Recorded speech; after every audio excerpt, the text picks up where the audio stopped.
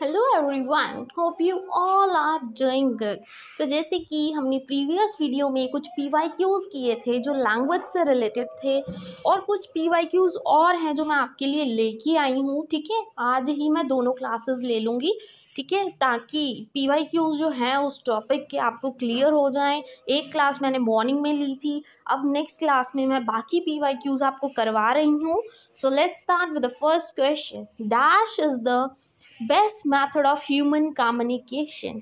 Humans है, जो इंसान है, मतलब हम हैं, कम्युनिकेट करेंगे तो सबसे अच्छा जो मैथड होगा, बेनिफिशियल मैथड होगा, वो कौन सा होगा? साइंस के साथ, अगर हम साइन बना बना के एक दूसरे से बात करेंगे, या सिंबल्स की हेल्प से, या लैंग्वेज की हेल्प से, या कोई भी नहीं। तो देखिए, साइन से बात करोगे, दूर अगर कोई बैठा है आपसे बहुत ज़्यादा, तो वो क्या आपके साइन समझेगा?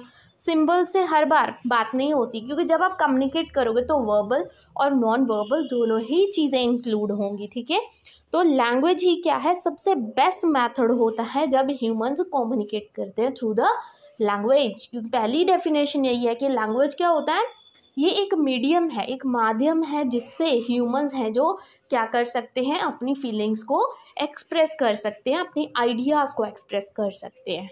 आई hope this is clear. Now comes to the next question. Children was born with an inherited ability to dash the language.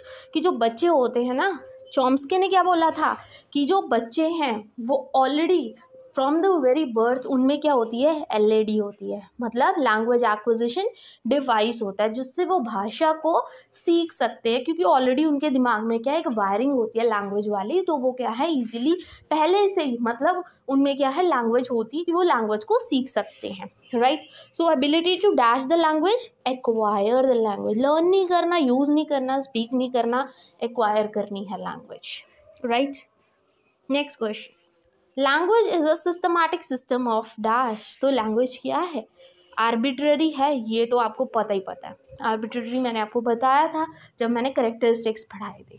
Right, vocal symbols होते हैं, विजुअल भी होते हैं जिनको आप देख सकते हैं। तो सारा का सारा क्या है, बिल्कुल सही है। ये एक सेट होता है सिंबल्स का, वोकल सिंबल्स का और विजुअल सिंबल्स का। आई hope this much is clear. Now comes the next question. कौन सी ऐसी थ्योरी है जो सजेस्ट करती है कि ह्यूमंस में इनेट एबिलिटी होती है?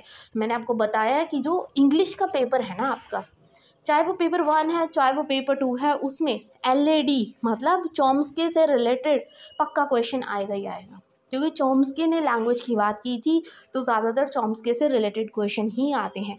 तो इनमें से कौन सी थ्योरी थी चॉम्स्की की? एक तो LAD उसको बोलते हैं, दूसरा उसको बोलते हैं यूनिवर्सल ग्रामर। ठीक है, बाकी चीज़ें नहीं आएंगी।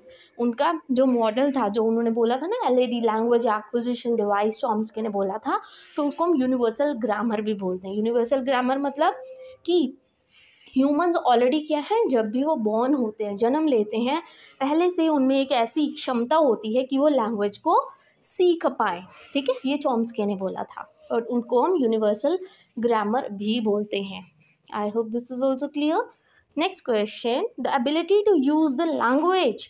आप लैंग्वेज को यूज़ कर रहे हो इन डिफरेंट सोशल कॉन्टेक्स्ट, तो उसको क्या बोलोगे? तो देखिए जी, सिमेंटिक्स होते हैं जब वर्ड्स की बात आती है, राइट। सिंटेक्स होते हैं जब सेंटेंसेस की बात आती है।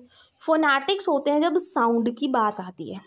प्रैग्मेटिक्स क्या होता है, जब आपकी रियल लाइफ की बात आती है, जब आप कोई भी वर्ड जो रियल लाइफ में यूज़ करते हो। तो अभी सोशल कॉन्टेक्स्ट की बात की गई है, तो आंसर क्या होगा, प्रैग्मेटिक्स, जो आप रियल लाइफ में यूज़ करते हो। ठीक है, real life usages of words, उसको क्या बोलेंगे, pragmatics.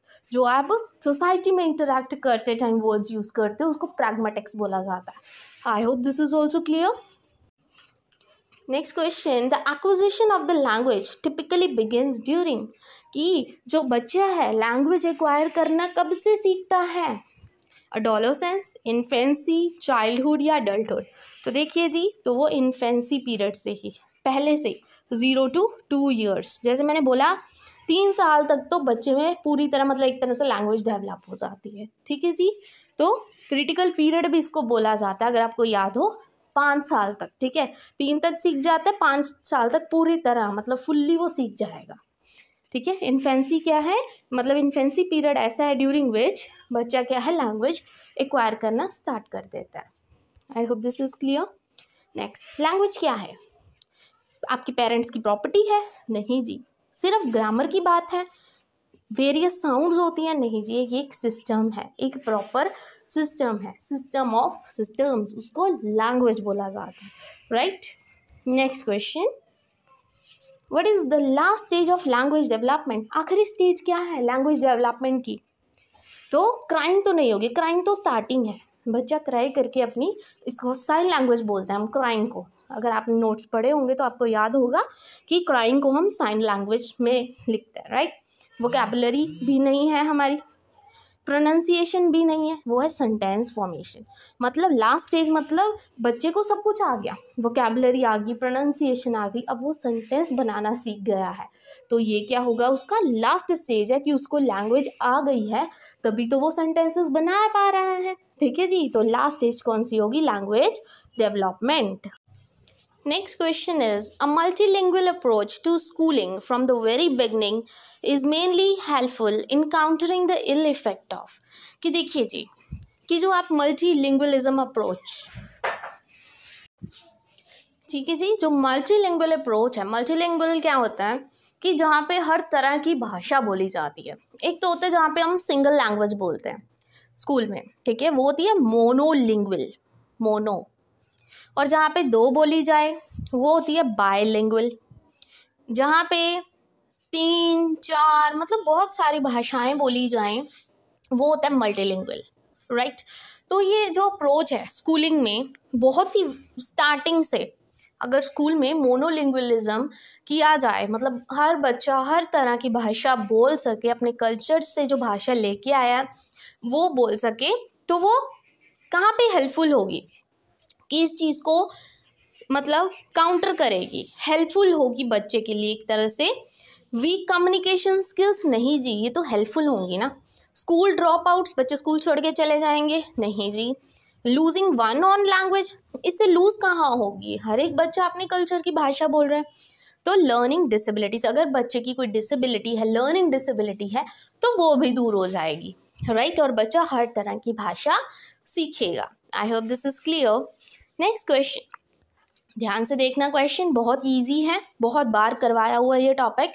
The term language acquisition device, LAD, किसने दी थी? तो मैंने बहुत ही क्लियरली आपको बताया था, नॉम चॉम्स्की ने दी थी, राइट। नेक्स्ट क्वेश्चन, और चाइल्ड्स अर्ली लैंग्वेज डेवलपमेंट कैसे इन्फ्लुएंस होती है? कि जैसे बच्चा है अर्ली लाइफ में, अर्ली स्टेज में, फ्रॉम द वेरी स्टार्टिंग वो अपने घर में रहता है, राइट, वहाँ का कल्चर अपनाता है, तो कौन सी चीज़ें हैं जो उसको इफेक्ट करती हैं? तो ये CDP का क्वेश्चन है, हेरिडिटी एंड इन्वायरमेंट का। तो हमें पता है बच्चे की डेवलपमेंट में दोनों चीज़ें हेल्पफुल होती हैं, हेरिडिटी एंड इन्वायरमेंट, और दोनों का प्रभाव बराबर होता है, 50% हेरिडिटी, 50% इन्वायरमेंट। तो सिर्फ जेनेटिक या सिर्फ इन्वायरमेंटल नहीं होंगे, सिर्फ कल्चर नहीं होगा, दोनों जेनेटिक और इन्वायरमेंट होंगे। C option is your correct answer. Next question, dash is a sensitive period, ठीक है जी, लैंग्वेज सीखने के लिए सबसे ज़्यादा सेंसिटिव पीरियड कौन सा है? अर्ली चाइल्डहुड पीरियड, ठीक है जी। प्री नेटल नहीं होगा, प्री नेटल तो होता है जब वो अभी अपनी मम्मी की टम्मी में ही है, ठीक है जी। नेक्स्ट, कौन सी स्टेज में जो बच्चा है अपनी लैंग्वेज भाषा को डेवलप करना स्टार्ट कर जाता है? तो वो 1 ईयर है। देन लैंग्वेज क्या है? ये क्वेश्चन वैसे रिपीट हो गया, it is a system of system, ठीक है जी। Next, concept that different languages create different ways of thinking, वो कंसेप्ट जो कहता है कि जो अलग अलग भाषा है ना, वो अलग अलग थिंकिंग को जन्म देती है, ठीक है। अगर अलग अलग भाषाएं आप सीखते हो जैसे, तो आपका वे ऑफ थिंकिंग भी क्या होता है? डिफरेंट होता है। आप एक भाषा को, एक लैंग्वेज को दूसरी लैंग्वेज से रिलेट करके पढ़ोगे तो उसको हम क्या बोलेंगे? फोनेटिक्स तो साउंड होता है, सिंटैक्स वर्ड्स होते हैं, सेंटेंसेस। लैंग्वेज एक्विजिशन तो होता है भाषा, मतलब जो मदर टंग होती है, तो ये सब नहीं होगा। Language relativity is the correct answer. I hope this is clear कि जब दो लैंग्वेजेस को कनेक्ट करके आप पढ़ते हो, कुछ सीखते हो, तो आपकी जो थिंकिंग है वो भी डेवलप होती है, आप डाइवर्जेंट वे में सीख सकते हो, थिंक कर सकते हो। Next question, scientific study of language, इसको क्या बोलेंगे? तो उसको हम लिंग्विस्टिक बोलते हैं, right. Next question, language learning is getting knowledge of the language through, ठीक है। लैंग्वेज लर्निंग का मतलब क्या होता है कि आप नॉलेज ले रहे हो लैंग्वेज की, किसके द्वारा? इंस्ट्रक्शंस के द्वारा, स्टडी के द्वारा, एक्सपीरियंस करके। तो all of the above is the correct answer, कि आप भाषा तो सीख रहे हो, पर कहाँ से सीख रहे हो? इंस्ट्रक्शंस के द्वारा, स्टडी करके, एक्सपीरियंस करके उस चीज़ को। नेक्स्ट क्वेश्चन, नेक्स्ट क्वेश्चन बहुत ही इंटरेस्टिंग क्वेश्चन है, बहुत ही इम्पोर्टेंट क्वेश्चन है, और अगर आपने मेरे नोट्स पढ़े होंगे, ठीक है जी, तो उसमें मैंने कैरेक्टरिस्टिक्स ऑफ लैंग्वेज में आपको ये डेफिनेशंस बहुत अच्छे से समझाई थी कि when there is no positive relation between speech and sound, तो उस प्रॉपर्टी को हम क्या बोलते हैं? तो इसका सही आंसर वैसे तो क्या है? आर्बिट्ररी है। मैंने आर्बिट्ररी का मतलब आपको समझाया था। जैसे कि हम क्या कहते हैं कि ये पेन है, इसको पेन ही क्यों बोलते हैं, इसको कुछ और क्यों नहीं बोलते, इसको राम क्यों नहीं बोलते, इसको श्याम क्यों नहीं बोलते? तो ये चीज़ क्या हो जाएगी कि दोनों चीज़ों में कोई पॉजिटिव रिलेशन नहीं है, कि उसका मीनिंग और उसके वर्ड में दोनों में ही क्या है, कोई रिलेशन नहीं है। उसको बोलेंगे आर्बिट्रेरी, कि इस चीज़ को यही क्यों बोलते हैं, कुछ और क्यों नहीं बोलते, ठीक है। तो भाषा यही होती है, उसको हम आर्बिट्ररी बोलते हैं। I hope this is clear. Next question, person जो दो लैंग्वेजेस को यूज़ कर पाए, तो ये मैंने आपको करवाया था। वन वाला जो एक भाषा यूज़ करता है वो मोनो, दो करते हैं तो बायलिंगुअल। नेक्स्ट, इनमें से कौन सी लैंग्वेज की, लिंग्विस्टिक्स की ब्रांच नहीं है? फोनोलॉजी है, साउंड की बात करता है, मॉर्फोलॉजी है, सिमेंटिक्स है, फाइलोलॉजी नहीं है, ठीक है। So D is the correct option, कि ये कोई लिंग्विस्टिक की ब्रांच नहीं है। नेक्स्ट, पर्सन जो can use only one language, एक लैंग्वेज कौन यूज़ कर सकता है? मोनोलिंगुअल, दो वाले बायलिंगुअल, उससे ज़्यादा वाले मल्टीलिंगुअल। नेक्स्ट क्वेश्चन, लैंग्वेज क्या है? अनदर वर्ड है डायलेक्ट के लिए, या set of specific rules for generating the speech, या टेक्निकल सब्जेक्ट, या नन ऑफ द अबव। तो लैंग्वेज क्या है? एक रूल्स हैं फॉर जनरेटिंग द स्पीच, उसको हम लैंग्वेज बोलते हैं। नेक्स्ट क्वेश्चन, इनमें से कौन सी लैंग्वेज की कैरेक्टरिस्टिक्स नहीं है? तो देखिए कैरेक्टरिस्टिक्स के कितने ज़्यादा क्वेश्चंस आ रखे हैं, देखिए जी। तो आपको कैरेक्टरिस्टिक्स अच्छे से करके जाने हैं, अच्छे से नोट्स पढ़ लेना जो मैंने आपको दिए हैं, इंपॉर्टेंट है। सिस्टमैटिक है, आर्बिट्ररी है, डायनेमिक है, इंस्टिंक्टिव कोई नहीं है, ठीक है जी। तो D is the correct answer, it's not a characteristics of language. Next question, ये थ्योरी जो बेस्ड है अजम्पशंस पे, एक थ्योरी है अजम्पशंस पे बेस्ड है कि जो लैंग्वेज है वो कब आती है, किस चीज़ का रिजल्ट है? Of human instincts to imitate the sounds, कि जो ह्यूमन है वो दूसरे की नकल करके साउंड प्रोड्यूस करना सीखता है। ये कौन सी थ्योरी है? बॉवो थ्योरी, ठीक है जी। Next question, dash refers to linguistic norm specific to geographical area, particular area की बात की गई है, तो वो क्या होते हैं? डायलेक्ट्स होते हैं, राइट। लैंग्वेज क्या है? हमेशा क्या है लैंग्वेज नेचर में? लैंग्वेज कभी भी स्टैटिक नहीं होती, लैंग्वेज हमेशा क्या होती है? डायनामिक होती है, चेंज होती रहती है। स्टैटिक तो होता है जब कोई चीज़ रेस्ट पे हो, ठीक है जी। तो लैंग्वेज क्या है? डायनामिक इन नेचर, ठीक है। So this is all about today. I hope आज की वीडियो आपके लिए यूज़फुल रही हो, और अगर आपको वीडियो अच्छी लगी हो then please don't forget to like and subscribe my channel. Thank you very much.